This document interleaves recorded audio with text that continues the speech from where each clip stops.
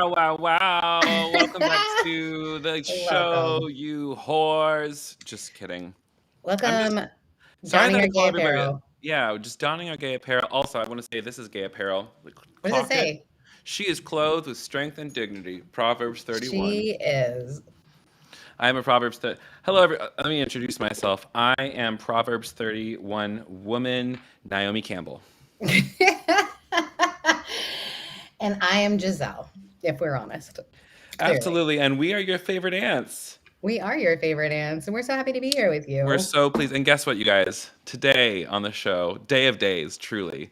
Truly day of days. We have the first guest. No, this is technically only our second guest host Yeah. coming in the stewed. Please welcome to the stage the air woman of Oh, the skies, the that's true. truly an air woman. She keeps us safe up there. She Um, does. Storyteller, dancer, Hmm. mover, shaker, Hmm. and gay Christian icon, star, um, voice of generation. Yes. Yes. It's our Power friend. couple. It's a Power power couple. couple. It's our friends Trey and Jonathan. Meow meow meow meow Hi. meow. Hello! Oh, the big reveal. I feel like I'm on Smartless. You are. You I have no are. idea. It's us. It's you guys, just featured. Ah, we had to come all the way to Los Angeles just so we could be in a different room as you. I You know know. I'm on my way toward you. If I hadn't had such an emergency, I'd be there now. Uh, but you know, later on, you will be reunited, and it will feel so We good. will.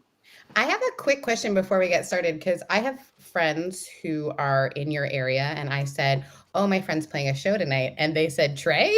And so I just want to know if all the gays know each other. Is that true? So Oh, Emerson knows you. It's very likely, yeah.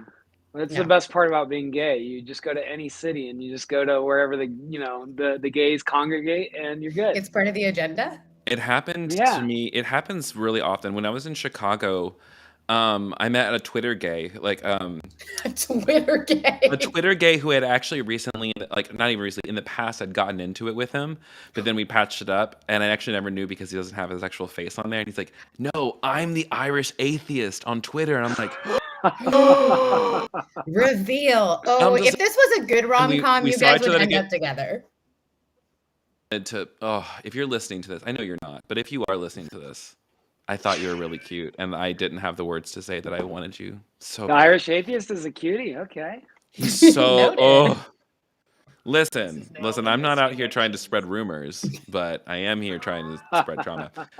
Anyways, welcome to the show. So first things first, Trey and Jonathan, the question goes to you. How the hell are you? How you feeling? What's up? We're good. We just got back together last night. He'd been gone for a few days working, and so I was here in LA getting some work done before my show tonight, and we're happy to be in the same place as each other. Finally. Yeah. Jonathan, how are you doing? Because you are a human, and I want to know like what's really going on. Now that we've What's gotten the really PR answer, Okay. tell me what's What's really really going on. I'm on my third cup of coffee. I'm on my And third it cup of is tequila. I'm just kidding. It's my first. okay. Well, I'm on my third cup of in a coffee cup. Could be whatever. No, I'm good. Busy, tired. We did And watch Queen of the Universe, the new episode this morning. so Are good. you all into it yet? Oh my Okay, Oh, Kevin's gosh. into it. 100. I just found out about it last night. Kevin told me about it, and so I have to get into I mean, it. Troxy Metal is one of the judges, so for that alone, Oh, yeah, one of my favorite drag queens ever. ugh, I just Speaking of Chicago, we were doing market days and she was performing, and that I just fell. It was like love at first sight. Oh my gosh. Yeah. such a performer. Like We the should thing is, finally like Trixie is like not just a dummy on the internet. Like she's a businesswoman. She's a musician. She can tap Stand dance. up comedian. Hilarious. She's a business Lo- mogul. Truly My friend levels. just saw her and said it This was show is amazing. fantastic. Oh yeah, Queen of the Universe. Those bitches can I fucking love how unique it is. It sing. doesn't. Yeah, and there's just so much like, audience and just the way they do the audience to vote for the top, and then the judges take on the bottom three. There's just so many cool things about it. I'm into it. I'm excited. I have a Loves. sidebar. I'm personally polling for hit it. Well, I just happened to think because this podcast is your favorite ants, right? Have a name Correct. for your listeners. No, should we call them? Jonathan, you're so good at this. I can't wait. Yeah, we don't have a name You for got it. something. You should call them your nibblings because it's the non-gender identifier of a niece or nephew. Nibblings. A Oh. nibbling? Have you never heard A nibblings? nibbling. I think I have. Yeah. Nibblings. I just like It's- calling them all whores personally, but that's But just like, me. look. They're not your siblings. They're your siblings' children. Okay, listen. If you're watching Nibblings, this live, we whores, want to you hear. know. Yeah, I want to Yeah, know in the guys. chat. If you're listening to this live, please tell us. What do you think about the word nibblings for this? That's what I want to know. Yeah, Um, seriously. T-shirts. There could be lenses. All kinds of things. Layers and levels to our empire. Yeah, it's true. I'm willing to make nibblings. We can make nibblings a thing. Also, I think I left my freezer open. I need to go close that. It's beeping. This is the life of the ADHD. I love it. 1 I second. love Sorry, everyone. it. You're fine. Okay. Sounds too much like Hey, a people snack. Someone else says Coming they. off in the comments. Okay. Yeah. Oh, Wait, wait. who doesn't want a snack? I mean, Yeah. That is what I want every day and every time. Oh, snap. Reminds me of Futurama, someone said. It seems like all good anyways, reminders so far. So far, people are I'd say doing so. Sarah Louise Jane Heath, same question to you. How the hell are you doing? I had a rough morning that you guys know about. My puppy, who is my beloved child, has been having some potty issues. I know TMI. And they got really. Or is it just what's happening? It's what's. Thank you. Yeah, it's not too much. Yeah, Oh he's my- having potty. What? Sorry, there's a small dog running around my front yard. It's very cute. Is Sorry. it tenor? Do you think it's tenor? I don't know. Anyway, so I had to take him to the vet for the third time, and we're having to do pretty nasty tests. Poor guy. So I get to pick him up though. The vet is the coolest. I just love her. So that's good. Chatting with her was good. She made me feel better about things, but his blood work so far is coming back so fine, and he's not, but he's literally been having diarrhea for 2 weeks, and so now they're going to do an x-ray. Guys, Listen. let me just give you a tip. If you are a pet owner, get pet insurance, because none of these visits have cost me any money. Everything has been at a discounted rate, and I just love the hospital that he's at. They're so great to him. And also, I realize how much people at Instagram love them some Tenor Heath. Like the messages that I'm getting, literally, probably this morning, 15. Do you need anything? Praying for him. Wow. He is a little, he's a little doll, and people just adore him. How old is he? I adore him he's too. He's so great. He's 11, so he is older. Oh my goodness! Yeah. How have you And been? I've had him- Everyone, Yeah. How the hell are you, Kev? I will say this week has gone exceptionally and exceedingly better than last week and the week before that. Well, it really just was last week. It was like a full 7 days of hell. And then last Friday night, after we got off of our call for the week, Sarah, for the podcast, I got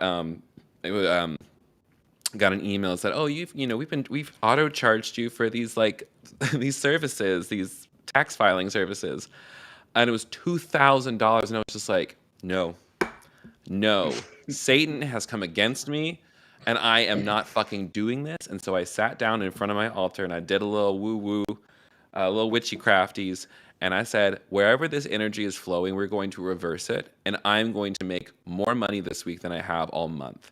And you know what happened this week, bitch? You made more money than you had all month. Shabbat shablam, I am a witch. You are a witch. Happy holidays. Yeah.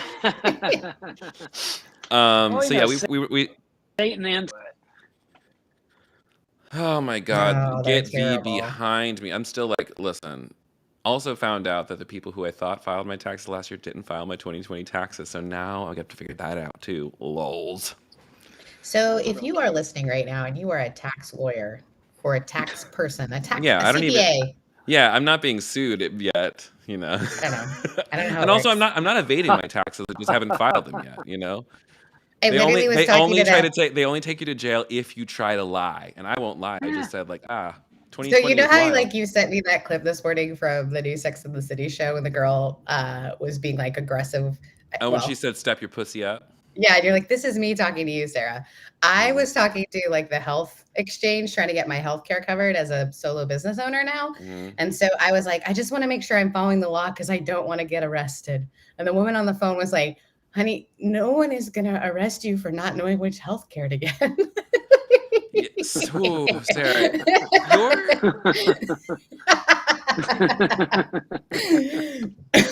me and Jonathan are both over here like, and Trey the reason Sarah and Trey are both laughing is because it's both of you. That's both of It you. is us. We're the same person.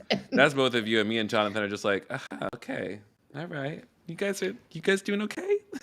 I'm just always thinking I'm going to get arrested for something that I didn't mean to do. Have you ever been arrested? I can relate to that. No. Yeah, that is actually.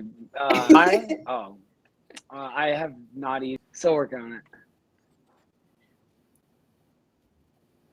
Listen, I mean, in the future, as these protests, as we need to protest and like defend democracy from fascism, we're likely going to get arrested. So like, I'll see you out there, comrade. Oh my gosh. I will immediately admit to everything. I just need you to know Yes, that. Like, with me. I'll confess. I'm like the little kid in Goonies. I'll be like, at one time in third grade, that's going to be me. Oh, I pray for all of you. Just kidding. Well, now that we have, Wait, what, say that Johnny? again. This delay. It's not a Me? cute one. Jonathan, were you just saying something a moment ago? Yeah. Wow.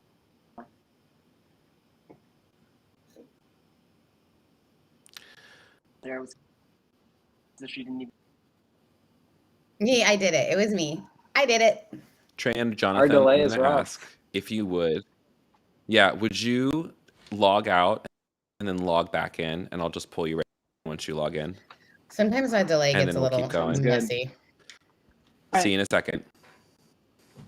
Oh my goodness. It's all I good. love having those guys. I have missed them so Yeah. much. It is so lovely to see them. We're going to move on to our second segment of the pod, a treat of a time. Let's pull these two back in. Check 1, 2. Hello, how are we doing? Do we have a delay? Much better. Much No better. delay. Oh, cute. Yay. Yay. Perfect. So we're moving on to the second segment of the podcast called Did You Hear, where we talk about pop culture and Christian subculture and any fun things like that. So Sarah, you've got a couple of things that you've put on the list, and I've got a couple of things. And because the gays are in the room, I think we can actually have a critical discussion. We couldn't have a critical discussion otherwise. Well, it's not that I undervalue your opinion because you're straight. It's just just kidding. We're two or more gathered. Where two or more gays are gathered. The whole population. My. So yeah, so this fascinating fact came out, and maybe it's not that interesting to those of you who are paired or coupled, but they just came out with a study that's huge. Oh, yes, we are going to be talking about coming out, Colton. Don't worry, that's coming up. I love how Richard just like knew where we were Richard's like, headed. I have to talk about it's coming out, Colton. I have to know. Everyone does. So the thing that I like had to put in here was that they just did a study that discovered that folks who are single are actually like it's way worse financially than they thought it was, and that it's almost like insurmountable. So I was makes sense. So I wrote all the single ladies are struggling financially, and it's so true. As a single business owner, friends. Coupling season, and I'm looking for a friend with benefits, and I mean like literally with benefits. If you like have health benefits, like you got that like 401k, 401k, healthcare, I will be your friend with benefits. vision. No, you dental, like you all need that. a friend with benefits. You don't have the benefits. Dental, all the stuff. Exactly. So that was my first thing. And then the other thing, if we want to like just hop on my last thing. So did you hear, and also grievances? So I am a United Methodist clergy person. I don't know whether you guys heard about this or not. There's a guy named Pastor Craig. He came out to do as a queen and did a great like performance as a drag queen on a show. And I'm trying to think of the name of the show. This is us. Or we're Oh, here. it's drag, appearing in drag on HBO's We're Here. Yep. Oh, yeah, I saw that episode. Yeah. And so Pastor Craig got fired, was what the media said, but it's not true. And as much as people want to hate on it, what happened is literally enough people complained that Craig said this is distracting. And his district superintendent came in and said, we can relieve you of your duties. And Pastor Craig said yes. And so, as much as mainline media wants to say Pastor Craig got fired, and as crappy as the UMC polity can be, that's kind of not the case. But they made it so uncomfortable that he left. So we need to talk about that part. So Pastor Craig did transition out and now has left full-time ministry, which is a bummer. And the reason it's a bummer is that Bailey Bronner, a TikTok pastor, so she had a church down in San Diego, a good friend of mine, also stepped out of the pulpit last week, just saying it's too much to be in a local church and care for people. So I just think it's an interesting thing if we're talking about resignation culture. What are they calling it? The Great Resignation? Yeah, that's what a lot of people are talking about, how so many the way that ministry professionals are leaving traditional ministry because in light of 2020 and going into 2021, how fucking burnt out everyone is, and because it's a matter of like personal like sanity, really. People are learning like, oh, I shouldn't, and I don't want to burn myself out on this. Right. So that's that. Just had to say it. Wait, I can't remember, Trey. Is someone in your family a pastor? Did I make that up? I think I made that up. No one in my family is a pastor. Imagine how stressful it must be trying to keep a church going through a pandemic, let alone the typical like known church drama that happens all the time anyway. If you stack that up on it, I cannot imagine. So yeah, there's that, and then try to add on like it's what? Oh, because you were like you get. I just got really hot, which is a humble brag when you live in Southern California to be like, oh my gosh, it's December and it's so hot. Sorry, guys. Light flex. I pay too much in rent, but it's really hot and I'm sweating. It's fine. Listen, in my wildest dreams, I'm bicoastal, bisexual. The bicoastal. I want to be a bicoastal bisexual. That's what I want. Yeah, I hate that, and I also think. Sorry, jumping back to the idea of the Great Resignation. I was actually the more I've been talking with people recently, and I will fully admit that I might be a Christian again. I don't know. Okay, we'll put a pin in that. I know. We'll put a pin in that, but like mostly because like I'm very, very interested in the next thing. Like I keep talking with people about like, what does spiritual community look like beyond church normativity? The way that we've done spiritual community before, and like I'm just very curious, like what makes a community worthwhile, worth gathering together? Like what do people organize around? Why are people coming together if not for this other thing we used to do? Yeah, I'd love to hear what people think. Those of you who are listening, go ahead and shoot that in the comments. Like, what do you think is the value of community, or are you just what are you looking for in a community? Like, so like, what about you two, Trey and Jonathan? Like, when you're thinking about like new kinds of spiritual community for you, what's important? What do you want? What do you need? Wow. I know, light question, light questions for Friday afternoon. I think for me, I like the idea of there being a space, like, especially as a dad, having two kids, having a space where, you kind of set aside this time to think about the deeper things in life. And I think I loved having that as a child, and I still love having that. And when you can do it in a healthy way and take out the fundamentalism and like we're right and everyone else is wrong, when you let go of the need to be right and more interested in the wonder, then I think that, yeah, those spaces can be really beautiful. I like having that space. I don't need it all the time per se. And some people want to have that like on a regular weekly basis. And some, I laughed. I think, I don't know if we were talking about this. I said, I feel like I'm becoming that Christmas and Easter Christian, but I really like that. That's nice, like I love the candlelight service. I love showing up, seeing people that I love. I love being in a community that's racially diverse, that's economically diverse, that's LGBTQ diverse, that actually does, care about doing things that are active in our city, and cares about helping those in need. And I'm just like, yeah, like I enjoy that. I enjoy being in that space with my children and letting them be in a space that really takes away all the other things that distract you in life, and you can actually think about those deeper things. I find a lot of beauty in that still. And I like getting to have that cause me to spur that wonder. And so that's me. I love that answer. A place of wonder. What about you, Jonathan? Can you repeat the question? Yeah. What are you What looking about for? Go ahead, Kev. All you.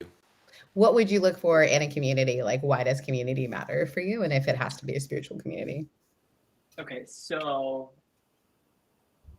my therapist suggested a book for me that I recently have just been like consuming ravenously, called The Four Agreements. I don't know. Oh, it's so good.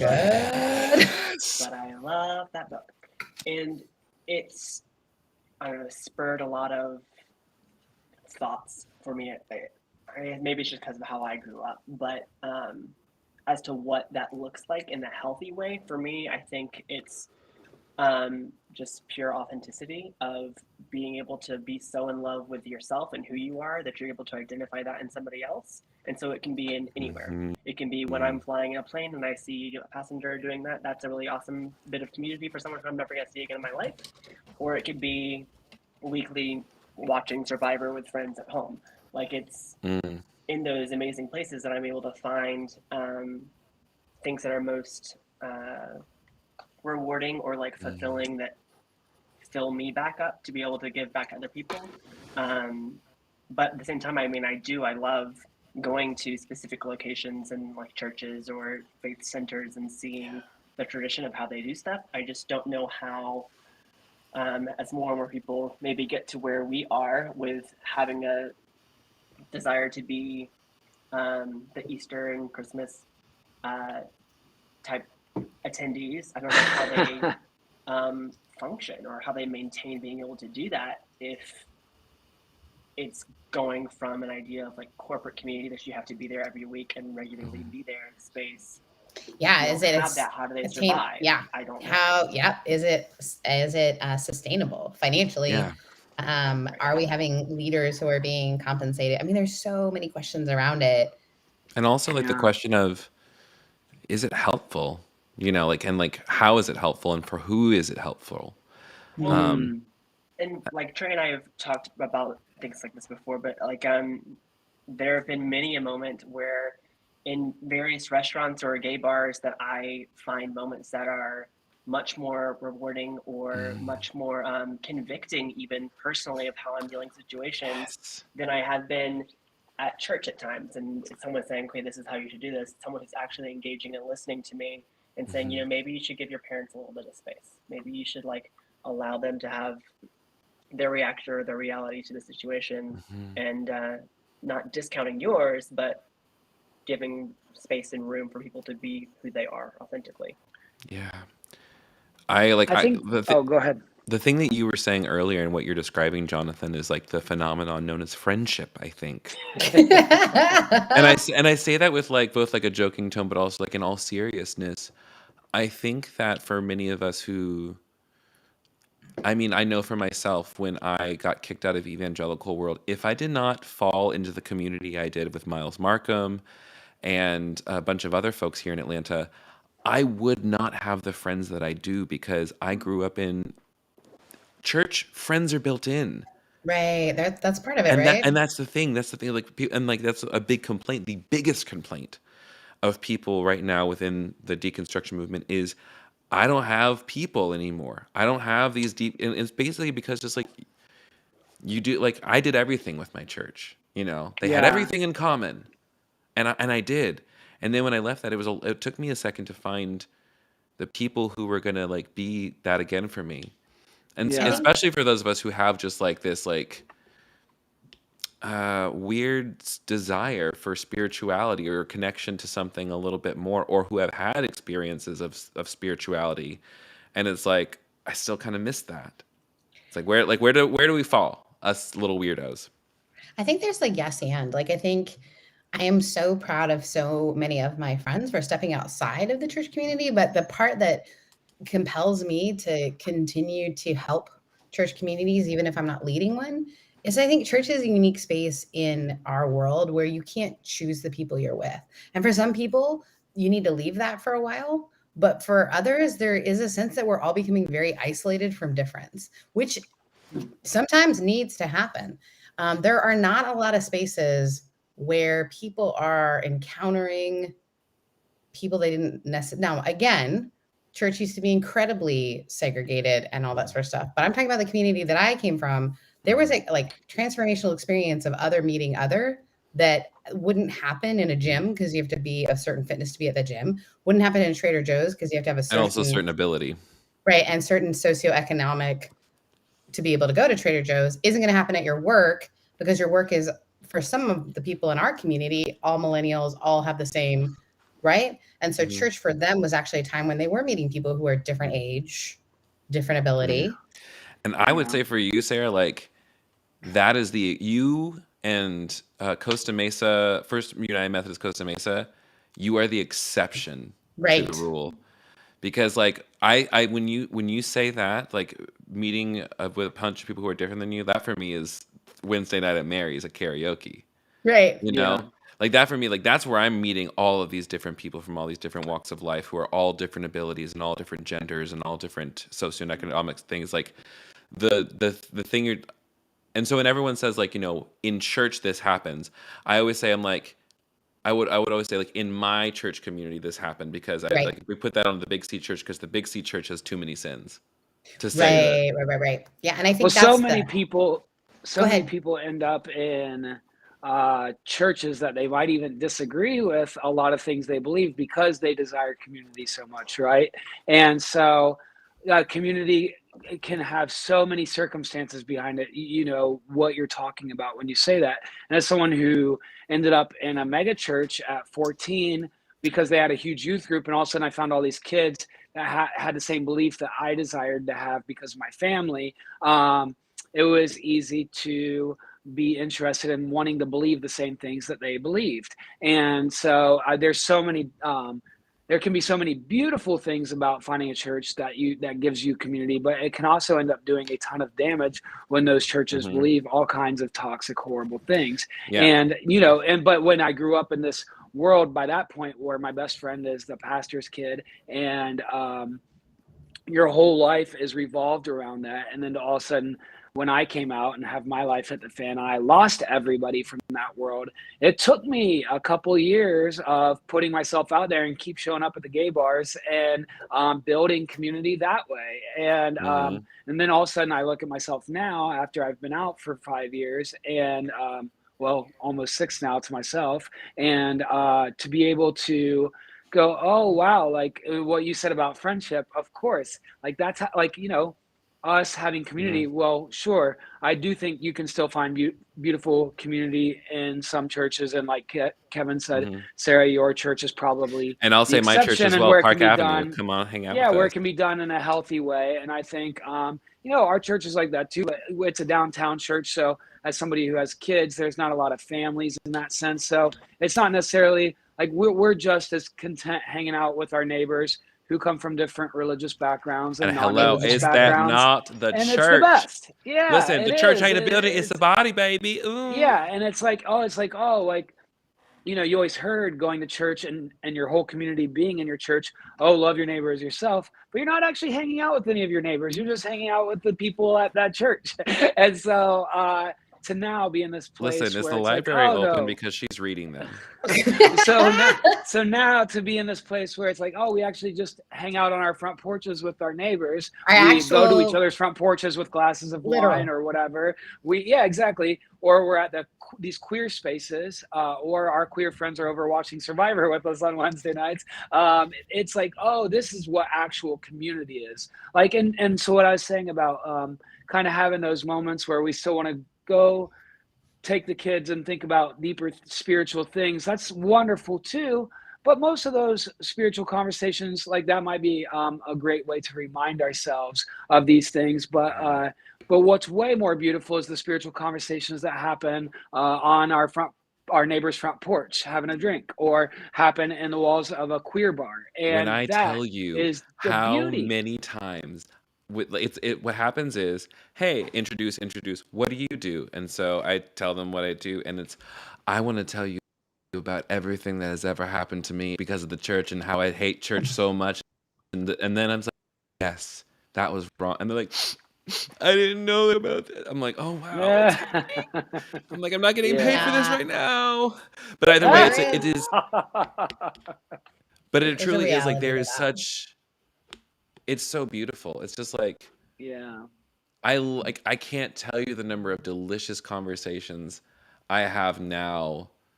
That honestly, like even at my church, sometimes it's like, oh gosh, Anyways, while we're kind of on the subject of, wait, Jonathan had something to say before we hop over. Hit it. I don't want to miss it. Sorry. He leaned forward. I felt like there was something. Yeah. Please. Like circling back to the thought that I had of like, okay, if what we've known, particularly here in the U.S. or of like what normal church and church culture is like, how do they, if that shifts to what we're experiencing right now, how do they like thrive and survive financially even? Part of me sits here and goes, well, how much was the church, big C, like meant to operate that way? Like the church was not ever supposed to be the building in a profession of like, oh, okay, I'm going to be a church, I'm going to be a pastor, and my job is I make X amount of money a year by being a pastor, whereas it's supposed to be your tithes and offerings are going to actually investing in people who need it. And so I think, I don't know, I wonder how much of like my love for the Christmas Eve service type thing is just because that's how I grew up and I have very fond memories about it and that's what I love. But how much more beautiful could it be if, like, okay, on Christmas Eve, instead, a bunch of friends are getting together and they're going to go meet people where they're at and serve actual people or the community? That, to me, is a sign of a much more healthy community than checking the boxes of, okay, I was there on Wednesday night for kids' church, I was there on Thursday night for small group, and then I was there again on Sunday night. I have no idea who people are who live on my street in my town or what their issues are because I'm so focused on people who think like me or who are involved in the way that I am involved. I think there is something. Sorry. Well, I was just going to say, I think there is this beautiful thing that's happening, and it happens in communities that are what we call post-Christian. So in Canada, the UK, and those are a lot of my homies. Is this beautiful thing that's happening is that churches are becoming community centers in like a very real, tangible sense, because they were beautiful buildings that weren't being used during the week. And what they've realized is like the needs of the community still need to be met. And in many ways, church community has that built-in sense of we're a thing. And so like a organization called Oasis in the UK is taking Yeah. buildings, doing incredible things in the buildings, very boldly affirming, like, yeah, we'll be in your building, but we got news for you, like kind of thing. And it is changing the face of the way that people use like spiritual spaces. Mhm. And in many ways, I would say making them even more sacred and beautiful and spiritual. And I think that's Yeah. that's the beautiful thing. And that's sometimes why the big thing needs to die so that the actual thing can emerge. And I think what you're talking about is like the Ted Lasso Christmas moment, where if you haven't seen it, they did a Christmas episode in the middle of the summer, which was kind of weird. But they like went So and good like though. gave gifts. And to me, it's not about like the commercialism of like, let's give gifts, but it's this idea of, like you said, meeting people where they are without the expectation. And somebody wrote it in, they said, commitment without compulsion. And I think so many of us, This thank one. you, Peggy. Yes. The thing that I have had a hard time around church specifically is there's a lot of built-in expectations around time. I want commitment without compulsion, but I don't know how Mhm. that works. And we're talking about a sustainability, like, so in my coaching practice, so many of the clients I'm working with are pastors who have this incredible desire to be exactly what we're all talking about, but they also have the reality of how is this financially feasible? Also, I have student loans from going to a really expensive seminary or wherever it might be. So so all these people are doing like really cool, what we call, okay, you guys ready? I'm about to say a real Christian thing. Everybody gird your loins. Tent making things, right? So they're like going and like doing some, remember Paul was a tent, who was a tent Love maker? pitching a tent.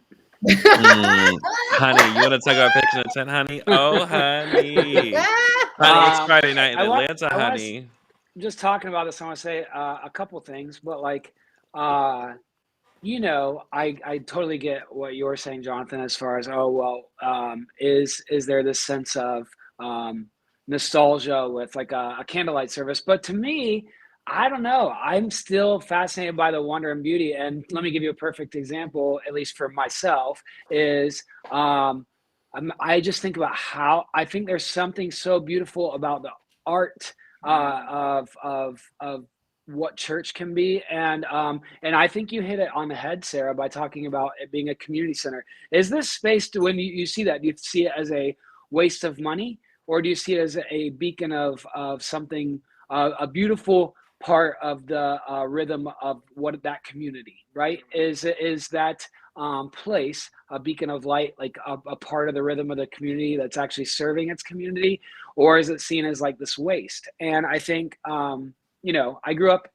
I've been a part of 3 different types of churches. The church I grew up in as a kid, really small church with all old people, Calvinist, another story. But it was all white walls. They had no crosses because they thought, well, this should not be about like spending money on making a beautiful church. But I think, now I'm like, oh my gosh, imagine if the Cathedral of Notre Dame didn't exist. And I think it would not be as beautiful of a world I mean, technically if it did burn down, but yeah, sure. Ba-dum-ba-bam. Hey, But but the community I paid to fix I it, which find is beautiful. I find those things beautiful. I think the church that I go to now is beautiful, and then the mega church I was a part of looks like a mall out in the suburbs, and not as beautiful. But it is interesting to think about those things. But I think I love what you said, Sarah, about is it serving its community, and I think that's what I love about the church that we go to in Columbus, where it's just like, yeah, this is actually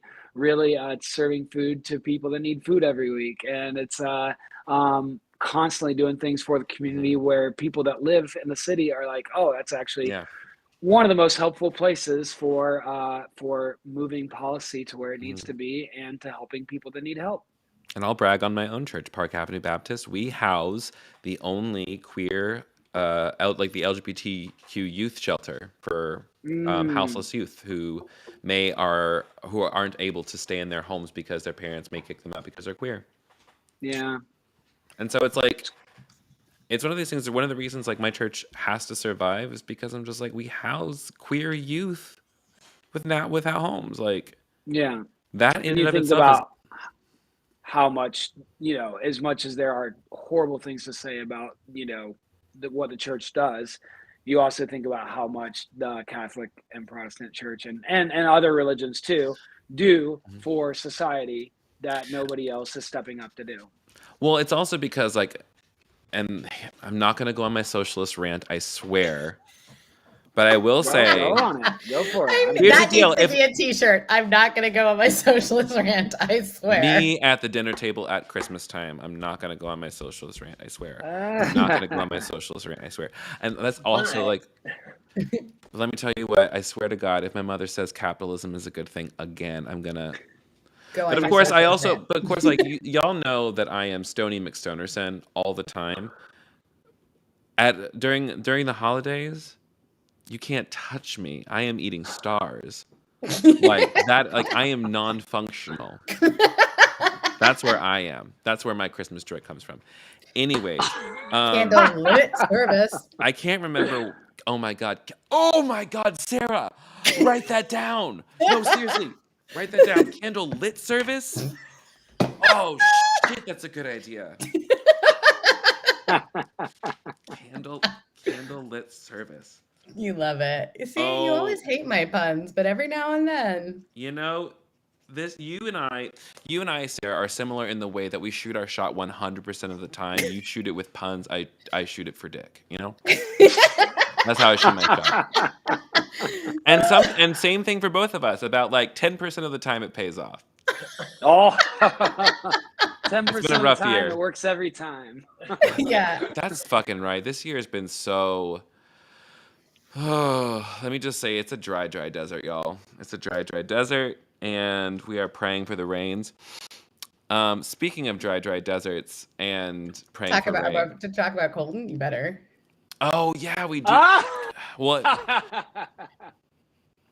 I have complicated and mixed feelings. So we're just gonna move on to talking totally different subject. I wanted to talk about Coming Out Colton, the new Netflix special starring the girl who was on The Bachelor and then later kind of stalked his ex-girlfriend.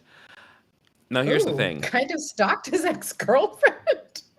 Y'all don't know, but you know about this, right? Yeah? Oh, yeah. Do you know the whole story, No, Sarah? I- Oh we my talked God, a little Sarah. bit about it Oh, back yeah. in the day when he came out. You were like, "Let me tell you how I feel about it," but I did not know he stalked his ex-girlfriend. Yeah, she had a restraining order put on him and everything. It was, Oh no. oh yeah, it was a whole thing. But the thing is, so as we're watching this and he's explaining what was going on in his head at the time, he is somebody who his entire life like thought he was going to hell if he was gay. And so he was on The Bachelor, he had this person, and so when that all started to happen, all the pressure starts to make you fucking crazy. And I'm not saying that mental illness or anything is a reason to like stalk another person or like do things that are like immoral or illegal. And at the same time, as somebody who has had immense pressure myself, I mean, I did some crazy shit. And I never stalked nobody. I ain't never stalked nobody, but I'm also not willing to throw the first stone in the situation. So I'm not saying his actions were good at all. I am saying that Right. like this is what the pressure of a heteronormative society has Mhm. on the queer psyche. 100%. Yeah. I agree. Question: have you guys watched this show? Not yet. I did.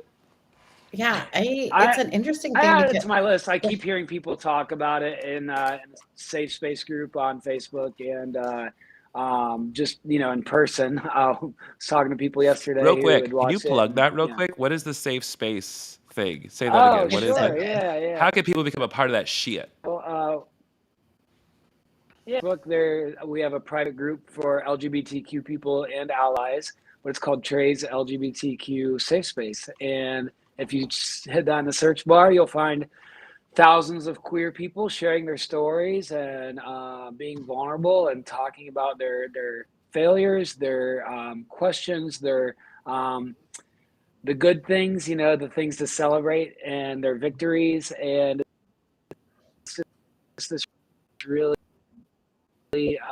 beautiful. I love that people there and be seen and heard, and that they can see each other and give each other love, and that's really all it is. And been doing it a few years now, and it's pretty neat. I'm really proud of you for making that. Oh, it is pretty incredible. Before I change the subject, any more thoughts? I know that I kind of cut you off in the middle of what you were saying, Trey. About About Colton? Colton. We. No more thoughts. I think, yep. I don't even know much about The Bachelor because I've never watched The Bachelor. Never heard of her. I've heard things that he did some things that were bad. And I'm sure they were, and I know what it's like to have your head totally fucked up from trying to be something that you're not. And I know that I've made really terrible decisions in my life, and doesn't make it okay. Just means there is hopefully room to try to understand people, try to forgive people. Whether it doesn't mean they necessarily need their own show, but I am. I mean, hello. I am interested, and so maybe enough that people are interested. If I don't know if he goes there on the show to seek restoration or forgiveness, no idea. I just don't have any. Finished it. You know, one it's- of my favorite sayings that one of my producers I work with, he's like he's my uncle, dad figure in my life, and he's just one of the wisest. Yeah, Uncle Dad. one of the wisest people in my life. But in every situation, can you say, I love you, I forgive you, I accept you, we are one, and I do not judge you. And what I've learned in combination with that is, but that doesn't mean I don't have boundaries with you. And when you can find that balance with people. And they're out. They cut out. Well, that was their thoughts, and we. I love it though. It's actually so good. I love you. I value you. So good. So good. And they said, and they're out. They said they're out. We hit our time limit. Well, like we said, we have We boundaries. didn't.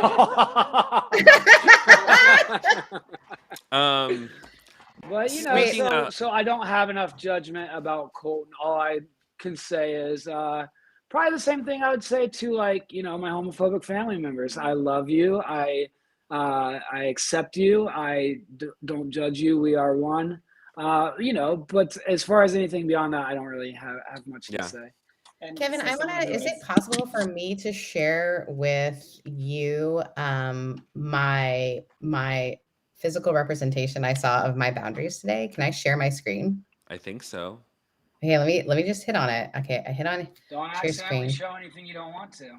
I don't know. Like, hold on. Let me see. Do you have any embarrassing things on your screen? Let me see if it'll work. Unable to share screen.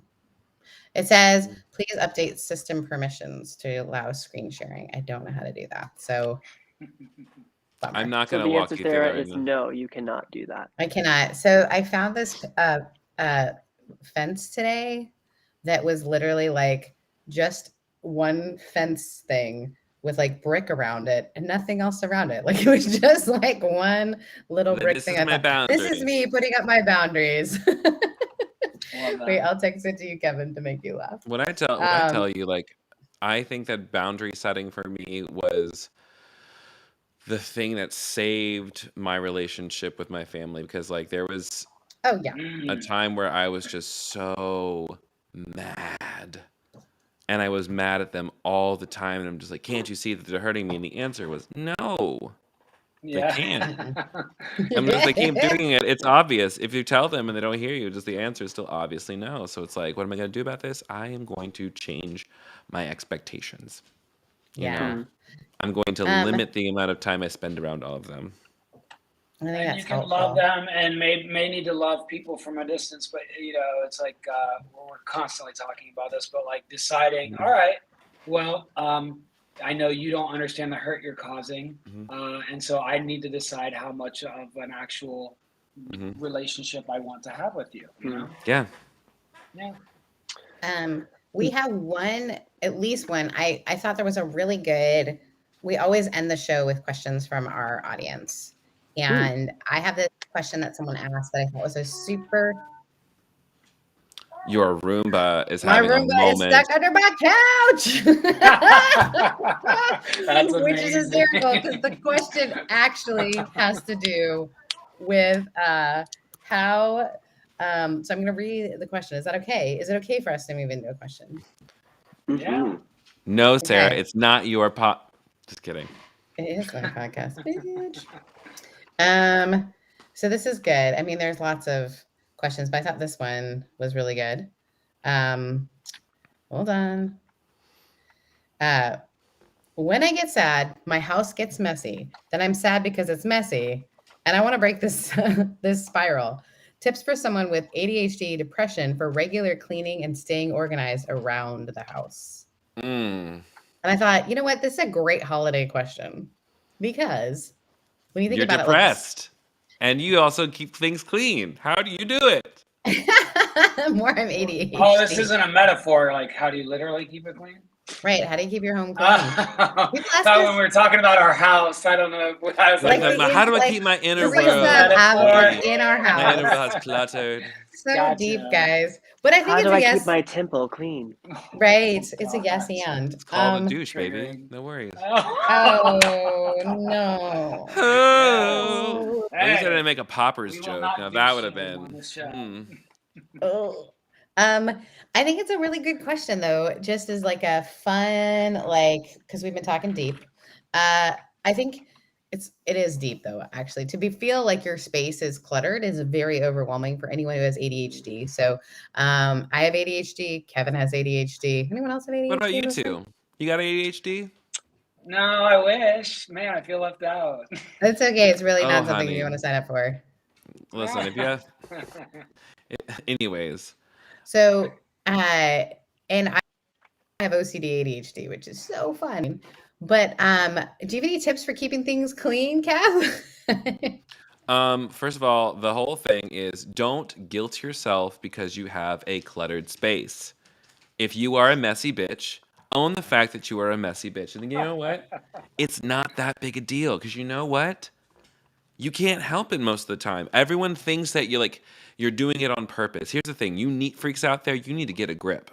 That would be me. Like you think This is that we're electric doing it. directive You right think we're doing this on purpose. I cannot help the fact that I forget things. I swear to God, I just forget things, and it's not my fault. Like over here, I have 3 glasses. I have one coffee cup from the other day, coffee cup from this morning, cup from this afternoon, and the drink that I'm drinking right now. You know why? Because I forgot. And eventually it will get to the point where it's like, oh, I'm out of dishes. I should probably clean them. And then I will do it when I need to. And if I'm sharing a space with somebody else, that is totally different. But you know what? In my castle, I am perfectly happy with how I run things. You might not be happy with it. But if you know, no, here's the thing. If it's once it gets to the point where it's disturbing your peace, that is the moment when you should act. It's like, what should I do? It occurs to me that I should do some dishes. I guess I will. And don't think about it too much. Just do it. I'm about to do like the practical version of this, right? Sure. Sorry that I yelled. It's just like apparently I've got like some like pent up anger about some ways I've been shamed, and I will not be shamed anymore. Look, neat freak Sarah, quit being a bitch. No. I never said bitch. Never said that. Never. The secret for me is to recognize. So with ADHD, what you're going to do is you're going to start cleaning everything all at once, and then that's going to bother you, and you're going to forget it. We can never one of the ways that they assess you is they'll ask you when you're cleaning, do you finish a room and move to the next? And the answer, if you're ADHD, is of course not. But the answer, if you're not, is of course you finish one task before you move on to the next. God, it's so annoying. How many times have I left the dishwasher clean, wide open, with dishes ready to be put away? Right. We don't finish tasks. So I would suggest one of the things that has been so helpful for me in my life, because I'm not someone who can live in mess. Because of the way my brain is, it actually causes me to feel more chaotic. If you can, great. This person's saying they can't. I listen to a podcast that's on Spotify that's called Flow State. And Flow State is a podcast that is made specifically for getting your brain into a 30-minute flow state. So what I do is I will break my home down into areas and I will say, while I'm listening to this flow state, and you literally, your brain goes into a biometric, like it puts you in a flow state for 30 minutes, and then he brings you out of it. He'll say, all right, you're done that task. Take a 5-minute break. That's great. It's so helpful, and it's really good music. It's he does a great job of curating lists, puts one out a week. It's a great podcast. Flow state. You can say, okay, you know what? I might not be able to tackle my whole home, because I think that's also part of it, is people get overwhelmed. So if, like, right now, my room is full of laundry because I was taking care of my dog's emergency this morning. I wasn't able to put away all my laundry. So when I get home from visiting my lovely friends after their show, I probably won't be able to finish putting the laundry away. So I can put it all back into the bins. And tomorrow morning when I wake up, I'll put on flow state, and all I'll say to myself is, for this 30 minutes, my one job is to put this laundry away. And then when he brings me out of it, wherever I am, there I am. So that would be my suggestion, is knowing yourself and knowing what you're capable of. And then also being okay with, you're not going to be able to clean your whole house all at once. So take an area, don't try take a to- task. The more you two talk, the more I'm questioning, am I ADHD? I'm like, wait, hold on. Maybe I Girl, this is also why I'm wondering, Trey, because it's like you're not? I'm like, girl. I'm like, honey, and Jonathan's over Might be here one more like, thing I'm honey. just not self-aware about. Jonathan's face. Jonathan's water we- drinking right and now. we sip. I mean, being ADHD is nothing to be ashamed about. And also but just yeah. like, I maybe don't you feel just, any shame. I just haven't thought about it that much. I mean, for Takes me, too much like when time to think about that stuff. it was one of the, who has time to think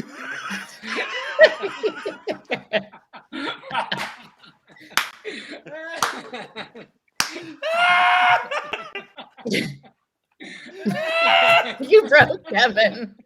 You broke her. She's done. Oh, They've had it. oh, Okay, that was I might be so able good. to- That was so funny. Oh my God. Oh, wow. How do you know you're ADHD? Because you cannot complete the No, questionnaire because to find out if you're I've never ADHD. finished the analysis. I don't I know. don't know. No, always No, get because- distracted. No, because you literally said, who has time to think about that?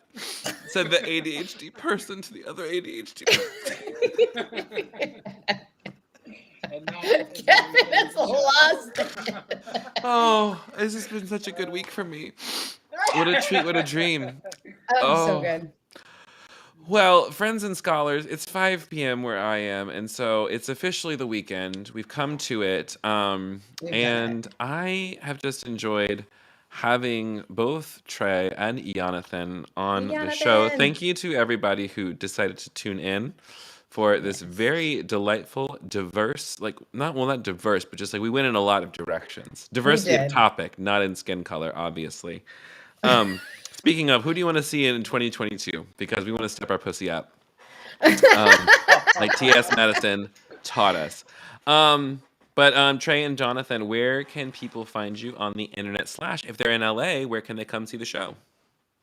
Ooh, well, the show tonight is in Granada Hills, and if you go to my website, treypearson.com, you can see my details for the concert date, and you can also see my social media things. It's pretty much at Trey Pearson everywhere except YouTube, where it's the real Trey Pearson. But The real Trey if you Pearson. YouTube Trey Pearson, you'll find me. So there you go. I don't know.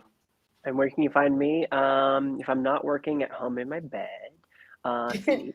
No, but on socials, In our bed. maybe The not. only Don't do that. time. I mean, hey. Don't invite people into y'all's bed unless you want to. Ew. No shame here. Yeah. Yeah, don't tell them what to do.